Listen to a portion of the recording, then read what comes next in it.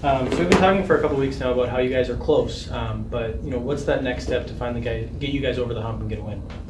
I think it's just consistency again. We're still not consistently scoring. We're finding a lot of open shots and they're just not going in right now, and that obviously will just alleviate a lot of pressure. I think we're getting better in certain areas. The boards are evening out a little bit. We're not turning the ball over as much, so we're taking growth there, but again, you have to score the basketball. Mm-hmm. So Brooklyn's obviously been a big part of this team for the last year and a half. What is she doing when, what's her role look like when this team's at its best?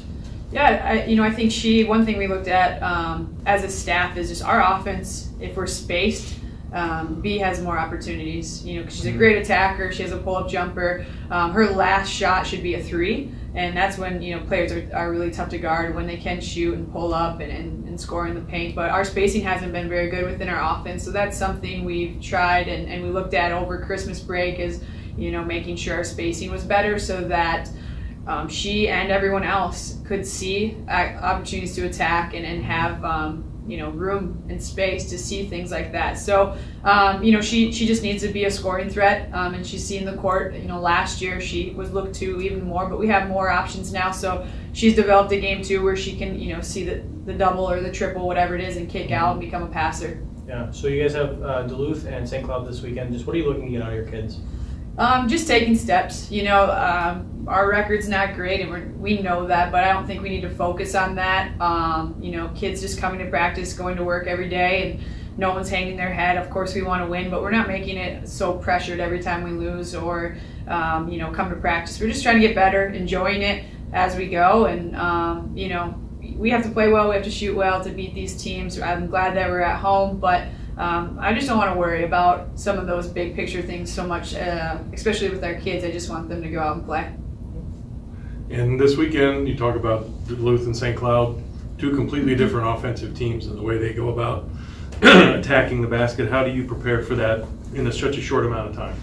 Yeah, like I mentioned to you, I wish we had St. Cloud first just because the pace of what they play and the actions they do is way different. But we have to focus on Duluth. We cramp for St. Cloud. We have, we will show a lot and guard a lot of what St. Cloud does, but Duluth is that, really steady, really, really solid, great players, and they do things well in space. There's not a lot of flashy things to what they do on either end.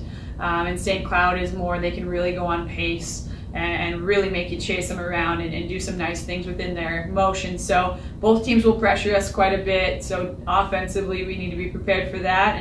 And really it is just, understanding who you're guarding more than what they're doing and try to focus and lock in that. And as you continue to search for a starting 5, now you're down Gabby and you have to find a way around that. How is that coming along as far as finding who you want to put out there to start the game? Yeah, not having Gabby is difficult for us. Obviously, you feel for the kid. Any injury sucks, but you got to move on. And, the business part of it is I'm thankful that we have Vold and she's healthy. She moves into more of a role that she's fit for and was recruited with, but it's just, hey, next man up mentality, and we are still trying to figure out who is the best 5 to start for us. So we have made some changes there. And see if we can get off to a better start on some games just to help us out. From when you look at your freshman year versus this year, what's the biggest adjustment that you've had to make this year?